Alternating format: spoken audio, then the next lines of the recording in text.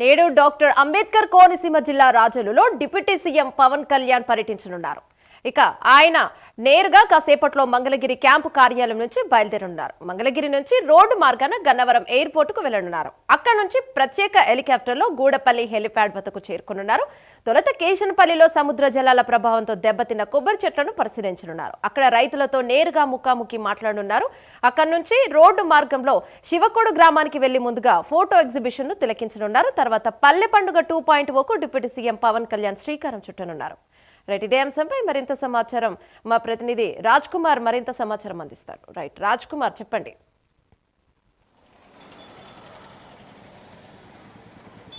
Right, ముఖ్యంగా ఏదైతే ఆంధ్రప్రదేశ్ రాష్ట్ర ఉప ముఖ్యమంత్రి డిప్యూటీ సీఎం పవన్ కళ్యాణ్ ఈరోజు డాక్టర్ బిఆర్ అంబేద్కర్ కోనసీమ జిల్లా రాజోలు నియోజకవర్గంలో పవన్ కళ్యాణ్ పర్యటించబోతున్నారు. ముఖ్యంగా ఈరోజు ఏదైతే పవన్ కళ్యాణ్ షెడ్యూల్లో స్వల్ప మార్పులు చోటు చేసుకున్నాయి.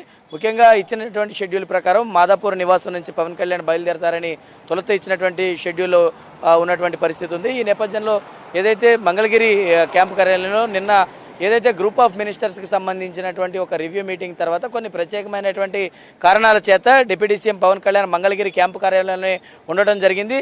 నేరుగా మరి కాసేపట్లో అంటే దాదాపుగా 8:45 అంటే బయలుదేరాల్సినటువంటి అవసరం ఉంది. ఇంకా మరి కాసేపట్లోనే పవన్ కళ్యాణ్ మంగళగిరి పార్టీ కార్యాలయం నుండి నేరుగా గన్నవరం విమానాశ్రయానికి చేరుకుంటారు. అక్కడి నుంచి ప్రత్యేక హెలికాప్టర్లో ఏదైతే ఇక్కడ ఏర్పాటు చేసినటువంటి గోడపాడు ప్రాంతంలో ఏర్పాటు చేసినటువంటి గ్రామంలో ఏర్పాటు చేసినటువంటి హెలిప్యాడ్ దగ్గరకు పవన్ కళ్యాణ్ చేరుకుంటారు.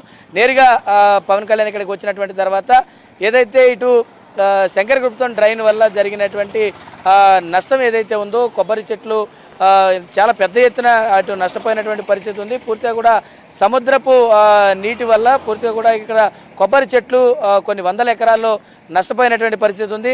దానికి సంబంధించి నేరుగా కూడా కొబ్బరి రైతులతో డిప్యూటీ సీఎం పవన్ కళ్యాణ్ మాట్లాడబోతా ఉన్నారు. అక్కడ ఉన్నటువంటి వాస్తవ పరిస్థితులు తెలుసుకుని రైతులకు కనీసం అయినటువంటి గిట్టుబాటు ధర కావచ్చు, అక్కడ జరిగేటువంటి పరిస్థితుల వల్ల రైతులకు ఏ విధంగా మేలు చేయాలనేటువంటి అంశాలపైన ప్రధానంగా అక్కడ కొబ్బరి చెట్లను పరిశీలించినటువంటి అనంతరం దాదాపుగా ఒక అర్ధగంట సేపు రైతులతో నేరుగా పవన్ కళ్యాణ్ ముఖాముఖి నిర్వహించబోతున్నారు. ఈ కార్యక్రమానికి సంబంధించి పూర్తిగా కూడా ఎమ్మెల్యే దేవా వరప్రసాద్ ఆధ్వర్యంలో పూర్తి స్థాయిలో ఏర్పాట్లన్నీ కూడా జరిగినాయి. పవన్ కళ్యాణ్ పర్యటించేటువంటి ప్రాంతాలన్నింటిలో కూడా అటు పెద్ద ఎత్తున పోలీస్ సెక్యూరిటీని పెద్ద ఎత్తున ఏర్పాటు చేసిన పరిస్థితి ఉంది. ఈ నేపథ్యంలో అక్కడి నుంచి రైతులతో ముఖాముఖి నిర్వహించినటువంటి తర్వాత నేరుగా పవన్ కళ్యాణ్ శివకోడ్లో ఏర్పాటు చేసినటువంటి భారీ బహిరంగ సభలో పవన్ కళ్యాణ్ ప్రసంగించబోతా ఉన్నారు. ఇక్కడ పల్లె పండుగ 2.0 కార్యక్రమానికి సంబంధించి ఏదైతే ఇటు కొన్ని బీటీ రోడ్లు కావచ్చు, కొన్నికి సంబంధించినటువంటి అభివృద్ధి పనులకు పవన్ కళ్యాణ్ శంకుస్థాపనలు చేయబోతున్నారు. వీటికి సంబంధించినటువంటి నేపథ్యంలో పూర్తి స్థాయిలో ఈరోజు పలు అభివృద్ధి కార్యక్రమాలతో పాటు